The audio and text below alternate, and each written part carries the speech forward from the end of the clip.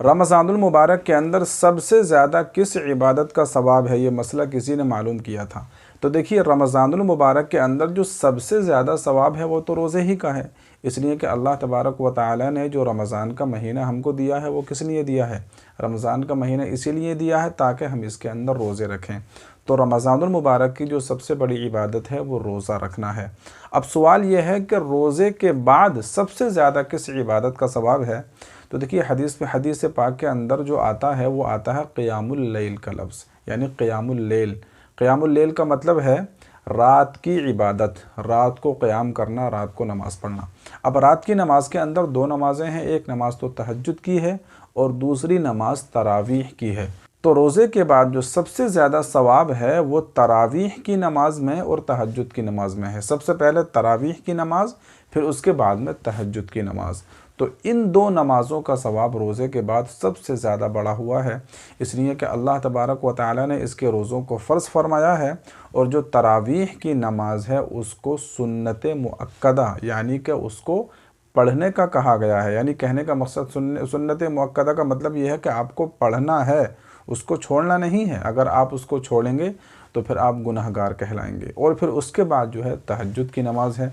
ज़ाहिर तहज्जुद की नमाज़ की तो बहुत ज़्यादा फजीलत है, और फिर रमज़ानुल मुबारक के अंदर अगर तहज्जुद नसीब हो जाए तो फिर उसके तो क्या कहने हैं।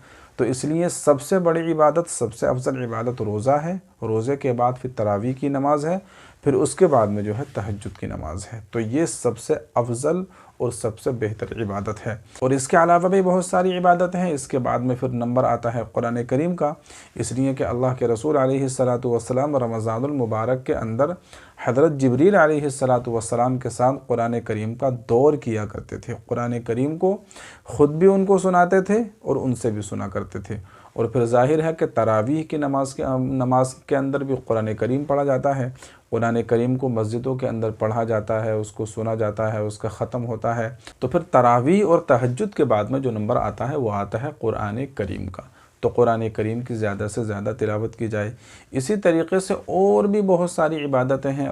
हदीस पाक के अंदर आता है कि रमज़ानुल मुबारक के अंदर अल्लाह के रसूल अलैहिस्सलातु वस्सलाम की सखावत बहुत ज़्यादा बढ़ जाया करती थी। अल्लाह के रसूल अलैहिस्सलातु वस्सलाम दूसरों की मदद किया करते थे।